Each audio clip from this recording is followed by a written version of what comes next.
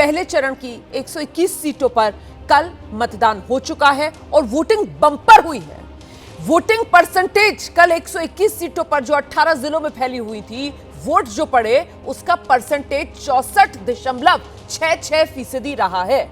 अब सियासी पंडित जो हैं आंकलन कर रहे हैं, बता रहे हैं कि अगर दूसरे और आखिरी फेज की 122 सीटों पर भी इसी तरीके से वोटर्स का उत्साह दिखता है, इसी तरीके से बम्पर वोटिंग होती है, तो फिर ये बिहार की राजनीति को पूरी तरीके से बदलने वाला बिहार विधानसभा चुनाव साबित हो सकता है।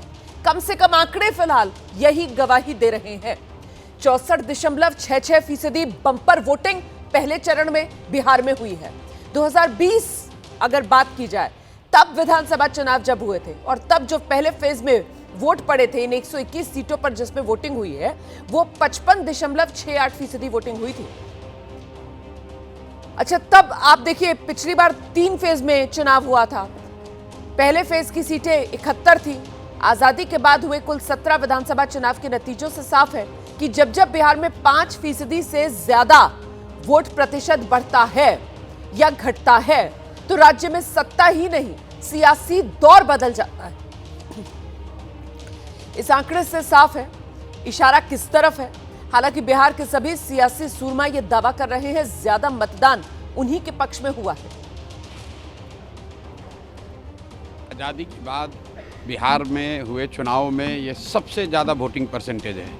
ये 2 बातों को दिखाता है। पहला कि जो बात हम लोग पिछले कई महीनों से, बल्कि मैं 1-2 साल से कह रहा हूँ कि बिहार में 60% से ज़्यादा जनता बदलाव चाहती है और पिछले 25-30 साल से जो राजनीतिक विकल्प के अभाव में एक तरह से धीरे धीरे राजनीति को लेकर, चुनाव को लेकर उदासीनता बन गई थी, विकल्प नहीं था लोगों के पास।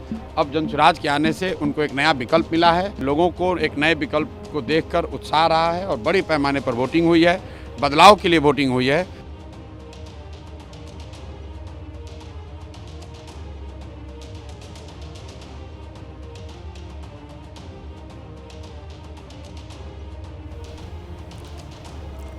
तेजस्वी यादव जो कह रहे थे उसमें आवाज में कुछ दिक्कत थी। प्रशांत किशोर के दावे को आपने सुन लिया है। दरअसल सियासत के सभी सूरमा बिहार में ये जो बम्पर वोटिंग हुई है, इसे अपने लिए, अपने दल के लिए बड़ी जीत का अनुमान बता रहे हैं। तो पहले चरण के मतदान के बाद सभी दलों ने अपनी अपनी जीत को लेकर दावे बड़े बड़े कर दिए हैं। प्रधानमंत्री नरेंद्र मोदी पहले चरण में बढ़त, दूसरे चरण में लहर, ये कह रहे हैं। वहीं तेजस्वी यादव जो सीएम उम्मीदवार है महागठबंधन के पक्ष में मतदान हुआ है, वो ये बड़ा दावा कर रहे हैं। अखिलेश यादव की अगर बात की जाए, समाजवादी पार्टी के अध्यक्ष, तेजस्वी के पक्ष में ये हवा है, माहौल है, संदेश साफ है, ये अखिलेश यादव की तरफ से बड़ा दावा किया जा रहा है। हेमंत बिस्व शर्मा, मुख्यमंत्री असम के, वो कह रहे हैं कि एनडीए इतिहास रचने जा रहा है। और प्रशांत किशोर को तो आपने सुन ही लिया था, जो कह रहे हैं कि साहब विकल्प के तौर पर बिहार की जनता के सामने एक नया दल है और इसीलिए बिहार के वोटर में ये उत्साह है। तो कुल मिलाकर ये जो बड़ा मतदान हुआ है, इसी बढ़े हुए मतदान को लेकर जीत के बड़े बड़े दावे सभी राजनीति के दिग्गजों की तरफ से किए जा रहे हैं। तो एक तरफ जहां विपक्ष इस ऐतिहासिक वोटिंग को अपने पक्ष में बता रहा है, सरकार बनाने के दावे कर रहा है, सत्ता पक्ष इसे सत्ता बरकरार रखने का बड़ा इशारा वोटर की तरफ से करार दे रहा है। हाईएस्ट वोटिंग हुआ है।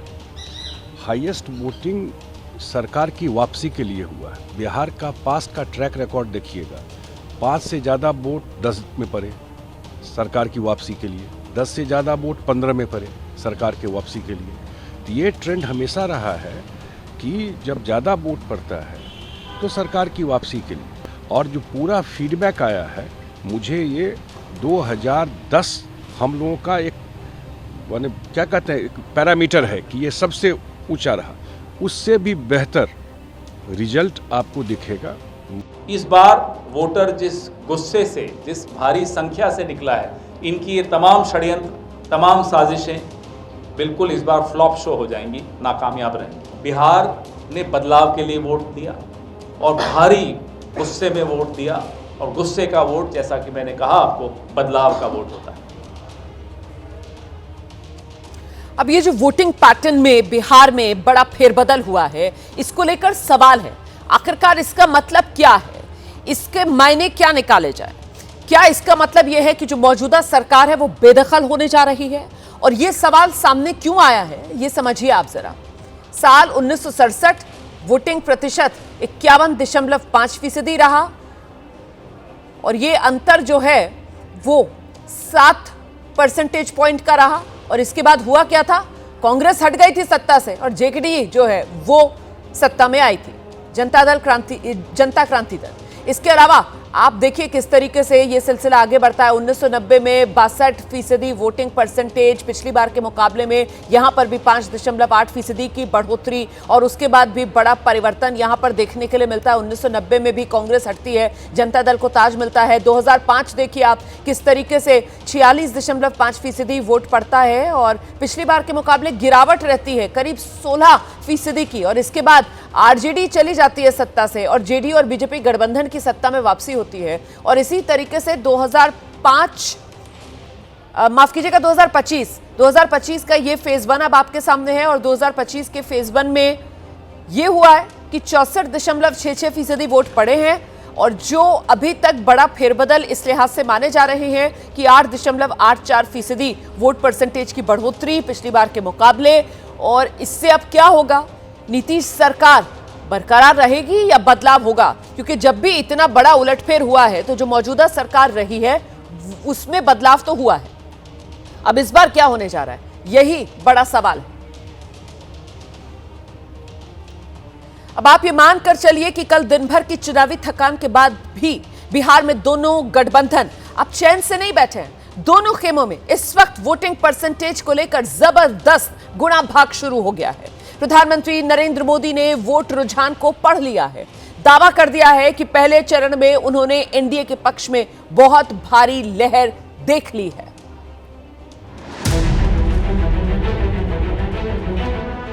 बिहार में पहला चरण किसके नाम हुआ? बम्पर वोटिंग से किसे नुकसान हो रहा है? बम्पर वोटिंग सत्ता बनाए रखने के लिए या सत्ता हटाने के लिए? पटना से लेकर दिल्ली तक इन सवालों को लेकर सियासी सरगर्मी तेज है। नेता मंथन कर रहे हैं, कार्यकर्ता जोड़ घटाव में लगे हैं। जो वोट देकर आए हैं वो कानाफूसी कर रहे हैं। क्या दोबारा मुख्यमंत्री बनेगा नीतीश कुमार? इस पर चैलेंज हमारा कोई भी उसको नहीं रोक सकता। जो इतना भी कहा बिहार में विकास किए हैं वो आज तक कोई मंत्री नहीं किया। युवा अमरी बदलाव चाहती है हर हाल में। बीते 7 विधानसभा चुनाव में पहली बार ऐसा हुआ है कि वोटिंग 60% से ज्यादा हो गई। सिर्फ ज्यादा नहीं, साल 2000 के बाद बम्पर कहिए। 2020 में करीब 57% वोटिंग हुई थी। 2015 में 56.66%, 2010 में 52.67%, 2005 के अक्टूबर में 45.85% वोट पड़े। 2000 के चुनाव में 62.57% वोटिंग हुई। इस बार फाइनल आंकड़े में ये रिकॉर्ड टूटने की गुंजाइश बन रही है। विधानसभा निर्वाचन जो हुए थे 2020 में, उसमें मतदान प्रतिशत 57.29% है। तो अभी ये जितना अपडेट हुआ है उसके हिसाब से 64.46% है, जो अभी बाकी मतदान केंद्रों का आने के बाद हो सकता है कि लगभग कुछ परसेंट 1% लगभग और बढ़ने की संभावना है। 2020 के चुनाव के वक्त कोरोना की लहर थी, लोग डर के मारे घरों से कम निकले थे, तो वोटिंग ज्यादा नहीं हो पाई। इस बार चुनाव आयोग ने इंतजाम भी बेहतर किया था और छठ की वजह से बहुत से लोग गांव से वापस नहीं लौटे। हो सकता है इस वजह से आंकड़ा बढ़ा हो। वैसे हर चुनाव में बिहार की महिलाएं बम्पर वोट करती रही हैं।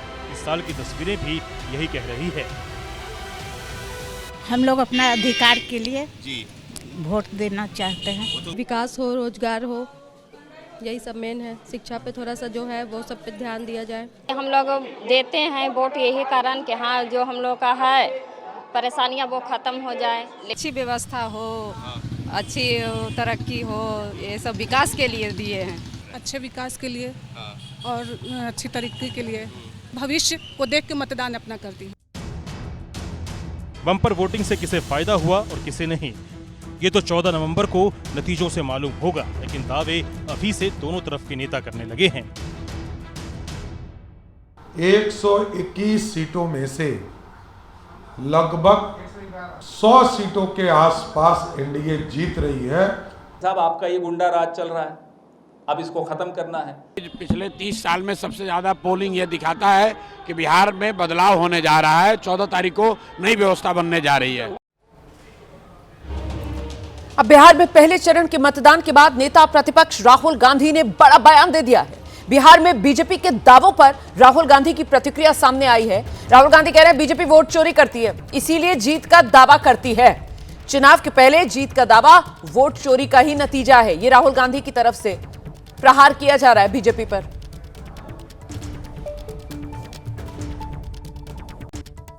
Voting share 8% voting share voting percent बढ़ा है। देखिए अभी प्रोसेस चल रहा है, हमारे पास बहुत सारा मटेरियल है, प्रोसेस हम चलाते जाएंगे। हिंदुस्तान के जेन ज़ी जो हैं और युवा हैं उनको हम क्लियरली दिखा देंगे कि नरेंद्र मोदी चुनाव चोरी करके प्रधानमंत्री बना है, बीजेपी चुनाव चोरी करती है। क्लियरली बता देंगे, कोई डाउट नहीं होगा। Thank you.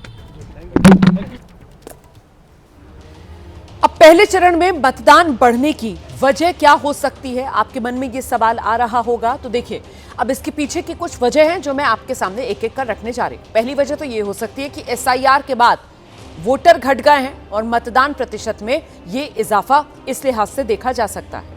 दूसरी वजह यह हो सकती है कि छठ पर्व के बाद चुनाव हुआ है, जो लोग घर आए वो वोटिंग तक रुक गए कि वोट डालकर ही वापस जाएंगे, ये दूसरी वजह हो सकती है।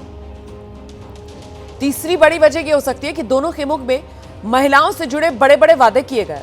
ऐसे में बड़ी तादाद में जो महिला वोटर है वो घर से बाहर निकली हो और पिछली बार के मुकाबले महिला वोटर ने और बढ़ चढ़कर इस बार वोटिंग में हिस्सा लिया। चौथी वजह हो सकती है कि इस बार रोजगार का मुद्दा बेहद हावी रहा है, तो युवाओं ने बढ़ चढ़कर मतदान किया। पांचवी वजह आपके सामने प्रशांत किशोर की एंट्री भी बिहार चुनाव में एक बड़ा फैक्टर साबित हो सकती है। एक नई उम्मीद बिहार के वोटर के लिए, नए विकल्प बिहार के वोटर के लिए बनकर उभरे प्रशांत किशोर। क्या इसी वजह से लोगों ने मतदान बढ़ चढ़कर किया है? यह भी एक वजह हो सकती है।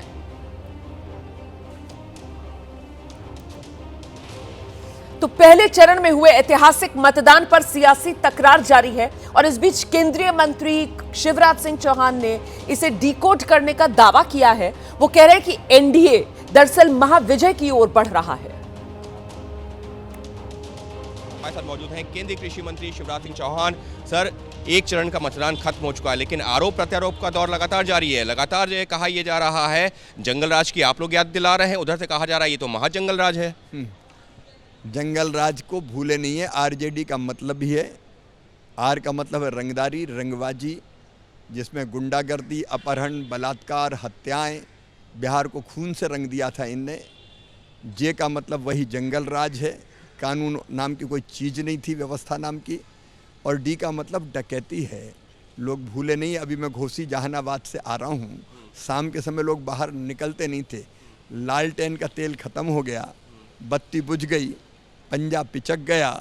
अब केवल कमल हो या तीर हो या एनडीए के बाकी घटक दल हो, केवल उन पर लोगों का भरोसा है। सुशासन, जन कल्याण और विकास के साथ लोग खड़े हैं। सर, पहले चरण में एक चीज़ दिलचस्प देखने को मिली है, महिला वोटर बड़ी संख्या में निकली हैं। और हम जानते हैं कि जो मध्य प्रदेश सरकार में आप जब मुख्यमंत्री रहते हुए बहुत सारी योजनाएं महिलाओं को लेकर के चलाई थी। यहाँ जो घोषणा पत्र लागू किया गया है कमोवेश उसी तर्ज पर जो है लागू किया गया। 10,000 रुपये जो है, जैसे आपने जो है लाडली बहन योजना चलाई थी, यहाँ पर महिलाओं को जो 10,000 रुपये दिया गया।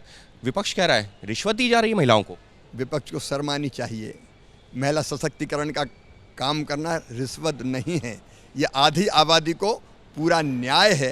रोजगार के लिए, महिला सशक्तिकरण के लिए ये सही कदम है, बड़ा कदम है। विपक्ष तो यही कह रहा है कि यहाँ तो उधर तो मुख्यमंत्री का चेहरा तेजस्वी यादव है, इधर तो नीतीश जी का आप कह रहे हैं कि नीतीश जी के नाम पर वोट पड़ रहा है, लेकिन वो कह रहे हैं कि नीतीश जी को क्यों नहीं कहा जाता कि मुख्यमंत्री वही होंगे, 14 तारीख के बाद कुछ और हो जाएगा। उनके भटकावे में, भ्रम फैलाने में कोई आने नहीं वाला। नीतीश जी ही हमारा चेहरा है। केंद्रीय कृषि मंत्री का दावा आपने सुन लिया। अब एक तरफ तो सभी नेता अपनी अपनी दावेदारी में जुटे हुए हैं और वहीं मतदान का ट्रैक रिकॉर्ड वो ये बताता है कि जब जब बिहार में 5% वोट बढ़ गया या घट गया तो फिर बिहार में सत्ता रही नहीं है, बिहार में सत्ता परिवर्तन ही होके रहा है। तो बात 1967 की अगर की जाए विधानसभा चुनाव की, 7% से ज्यादा वोटिंग हुई थी। नतीजा यह हुआ कि राज्य में पहली बार गैर कांग्रेसी सरकार बनी। हालांकि सरकार अस्थिर रही। महामाया प्रसाद सिन्हा मुख्यमंत्री बने। इसी तरीके से 1980 में 6.8% ज्यादा मतदान हुआ।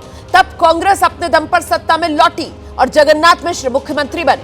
1990 में 5.8% ज्यादा मतदान हुआ और कांग्रेस की सत्ता से विदाई हो गई। जनता दल की सरकार बनी। लालू प्रसाद यादव मुख्यमंत्री बने। इसी तरीके से 2005 में ठीक उल्टा हुआ। वोटिंग ज्यादा होने की बजाय 2005 में वोटिंग घट गई। करीब 16% कम वोटिंग हुई और फिर नतीजा ये रहा, सियासी पंडितों को जिसने चौंका दिया, लालू राबड़ी शासन का अंत। नीतीश कुमार मुख्यमंत्री बने और तब से अब तक नीतीश कुमार ही बिहार की सत्ता पर काबिज हैं।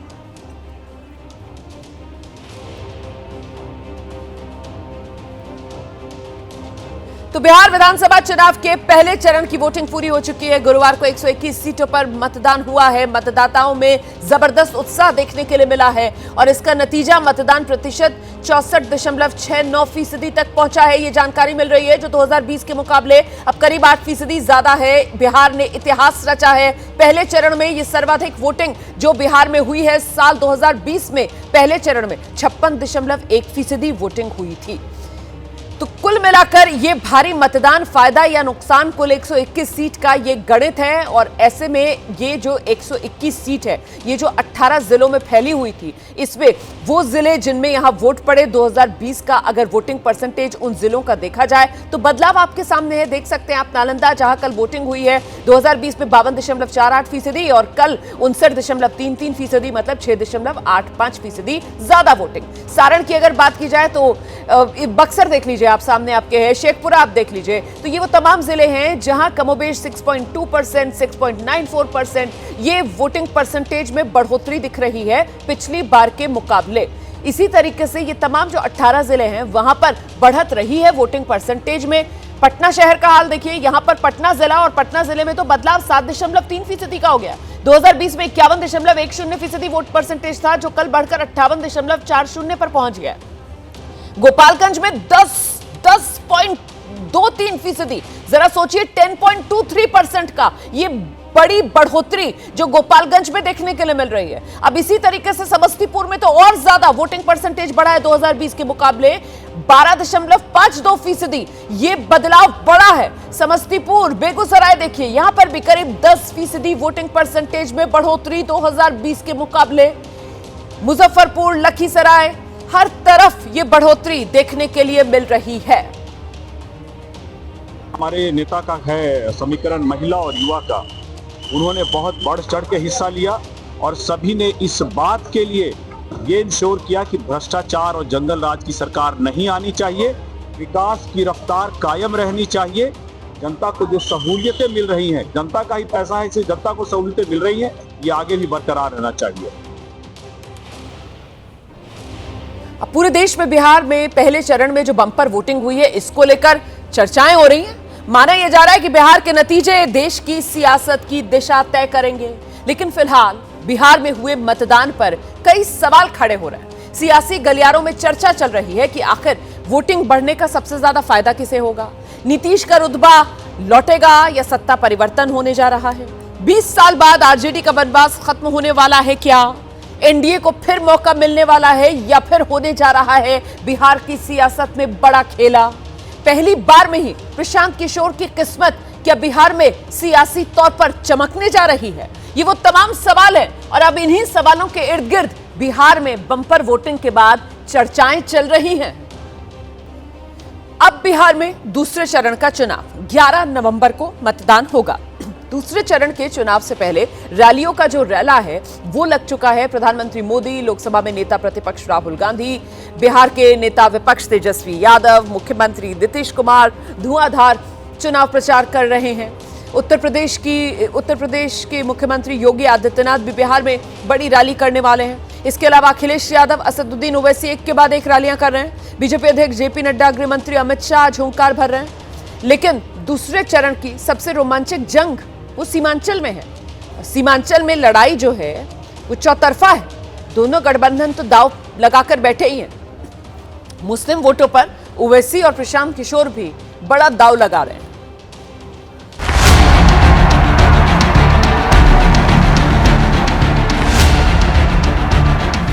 यहाँ सीमांचल में भी आधुनिक इंफ्रास्ट्रक्चर का निर्माण किया जा रहा है।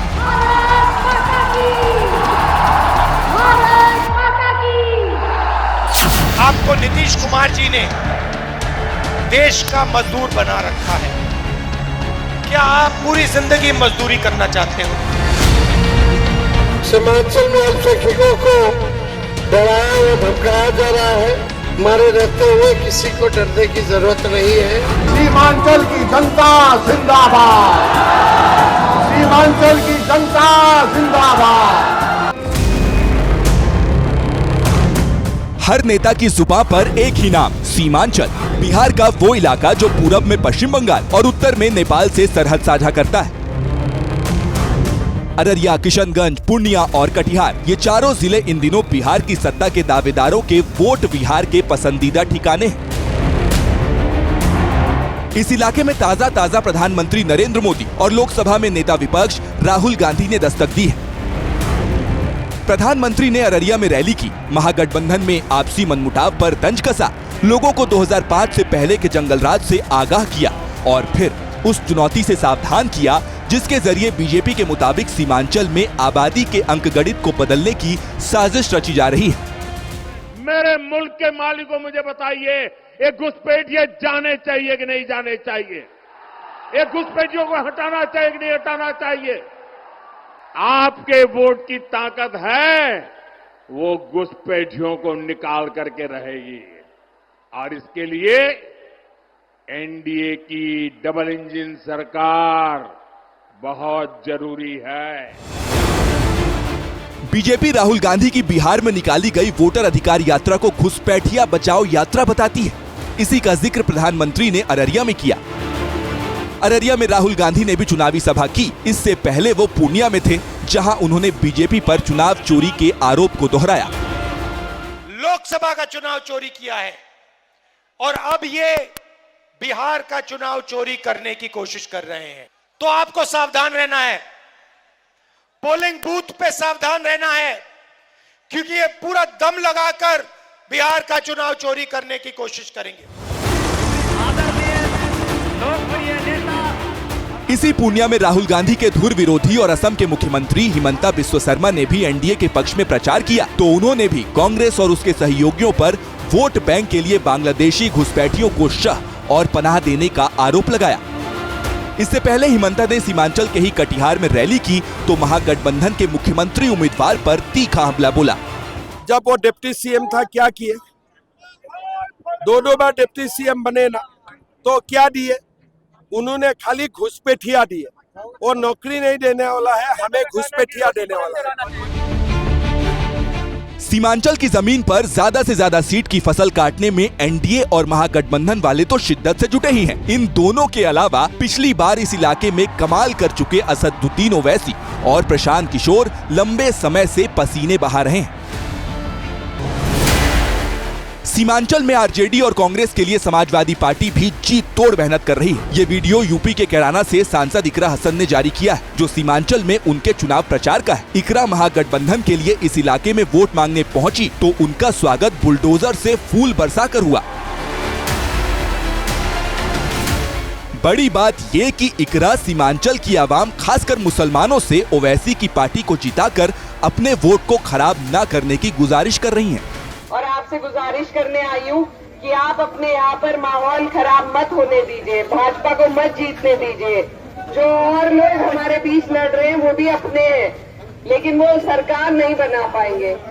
आरजेडी के विधायक भाई वीरेंद्र पर एफआईआर दर्ज की गई है। दरोगा को धमकाने के मामले में एफआईआर दर्ज हुई है। कल मनेर में दरोगा को भाई वीरेंद्र धमकाते हुए नजर आए थे। एबीपी न्यूज पर कल ये तस्वीरें मैंने भाई वीरेंद्र की आपको कल ही दिखा दी थी। कल वोटिंग का दिन, भाई वीरेंद्र जिस सीट से, मनेर सीट से, जो आरजेडी का गढ़ है, जहां से एक बार फिर चुनाव मैदान में ताल ठोक रहे हैं और सिटिंग एमएलए भाई वीरेंद्र ही हैं, वो कल वोटिंग वाले दिन एक दरोगा को धमकाते हुए इन तस्वीरों में नजर आए थे। और अब जो जानकारी सामने आ रही है, इस मामले में भाई वीरेंद्र पर एफआईआर दर्ज कर ली गई है।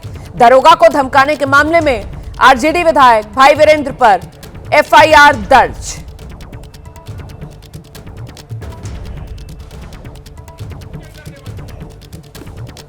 सहायक अवर निरीक्षक भरत तिवारी के द्वारा अपने कर्तव्य का निर्वहन किया जा रहा था। इसी दौरान एक वृद्ध महिला के द्वारा अपना पर्ची दिखाकर बूथ संख्या उनसे पूछा गया, जिस पर वो उसकी सहायता कर रहे थे।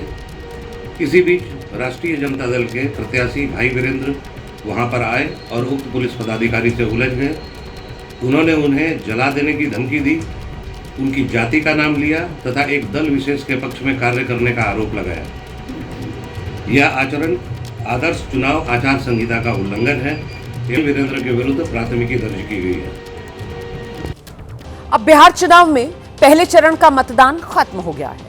अब दूसरे चरण के मतदान की बारी है। 11 नवंबर को सेकेंड फेज के लिए वोटिंग हो रही है बिहार में। लेकिन बिहार में चुनाव के दूसरे चरण से पहले भूरा बाल, इसका चुनावी जिन्न बाहर आ गया है।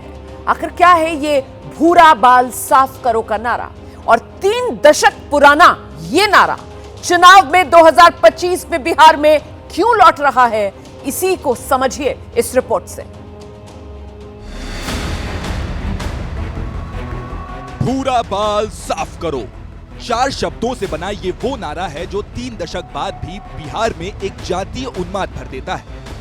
बिहार को अतीत की उन खूनी यादों में ले जाता है जो खून लंबे जातीय संघर्ष में बहा था। भूरा बाल साफ करो, भू से भूमिहार, रा से राजपूत, बा से ब्राह्मण, ल से लाला यानी कायस्थ। कहा जाता है कि 90 के दौर में लालू यादव ने ही ये नारा दिया था। ये बिहार की राजनीति का एक बड़ा टर्न था, जिसके बाद अगड़ी जातियां पीछे होती गईं और पिछड़ों को आगे लाकर सियासत की धुरी बदल दी। इस नारे के उन्माद में बिहार ने 1.5 दशक का खूनी दौर देखा। 1991 से 2005 इस दौर में 70 से ज्यादा जातीय नरसंहार हुए। यही वो दौर था जब रणवीर सेना बनी और भी कई जातीय सेनाएं खड़ी हुई। बिहार में पहले चरण की वोटिंग के साथ चुनाव का फोकस दूसरे चरण में शिफ्ट हुआ तो भूरा बाल की यादों का वो जातीय जिन्न फिर बाहर निकल आया। इसे बोतल से निकाला केंद्रीय मंत्री गिरिराज सिंह ने। ये भूरा बाल साफ करने का फिर नारा देते, ये इसी के बल पे जीते हैं, लेकिन काठ की हांडी बार बार नहीं चढ़ती। क्या ये महज संयोग है कि आज गिरिराज ने भूरा बाल का जिक्र छेड़ा और कल ही केंद्रीय मंत्री ललन सिंह के मुंह से भी भूरा बाल निकला था? आरजेडी वही शासन लाना चाहती है जो उनके पिताजी के समय में का शासनकाल था, जब भूरा बाल साफ करो, फलना साफ करो, उसको ठीक कर दो, उसको दुरुस्त कर दो, यही शासन चलाना चाहते हैं। संयोग नहीं, ये सियासत है और अगले चरण का अस्त्र भी। भूरा बाल में इतना असर है कि चाहे तो दूसरे चरण के वोटों को 2 हिस्सों में चीर दे। इसके लिए आपको बिहार का भूगोल, इतिहास, गणित समझना होगा। 11 नवंबर को बिहार चुनाव के दूसरे चरण में 20 जिलों की 122 सीटों पर वोट पड़ने हैं। इसमें झारखंड से सटा वो हिस्सा है जो कभी मध्य बिहार था। जहानाबाद, अरवल, नवादा, गयाजी, औरंगाबाद, रोहतास और कैमूर, ये पूरी तरह भूमिहार बाहुल्य बेल्ट है। नक्शे में उत्तर बिहार की तरफ आए तो पश्चिमी चंपारण और पूर्वी चंपारण, इसमें पूरा भूरा बाल यानी भूमिहार, राजपूत, ब्राह्मण और कायस्थ निर्णायक वोटर हैं। दूसरे चरण में आधे मिथिलांचल में भी वोट पड़ने हैं। सीतामढ़ी, मधुबनी, शिवहर और सुपौल, यहाँ भी भूमिहार, राजपूत, ब्राह्मण बड़ा फैक्टर है। 20 में से 12 जिलों और 70 से ज्यादा सीटों पर भूरा बाल के नारे की याद महागठबंधन को भारी पड़ सकती है। बावजूद इसके कि खुद आरजेडी ने भी 30 साल पुराने डैमेज कंट्रोल के लिए इन वर्गों को टिकट दिए हैं। कोई माने या ना माने, बिहार में जाति की तलवार को जाति की तलवार से ही काटने की सियासी परंपरा रही। इसे निभाने में कोई पीछे नहीं है। हालांकि लालू ने कभी नहीं माना कि भूरा बाल साफ करो उनका नारा था।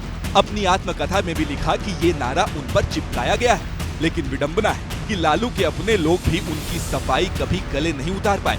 वो तो दम भरते हैं कि ये उनके नेता लालू का नारा था। भूरा बाल का मतलब होता है, नई पीढ़ी नहीं जानते होंगी, BHU से भूमिहार, RA से राजपूत, B से ब्राह्मण, AL से लाला। कि लालू जी कह रहे हैं कि भूरा बाल साफ करो माने भूमिहार, ब्राह्मण, राजपूत का इसको साफ करो। लालू के प्रमुख सलाहकार पूर्व सांसद रंजन यादव भी एक किताब में पुष्टि कर चुके हैं कि 90 के दौर में लालू यादव ऊंची जातियों के खिलाफ ये नारा इस्तेमाल करते थे। ये पिछड़ों को रिझाने का पसंदी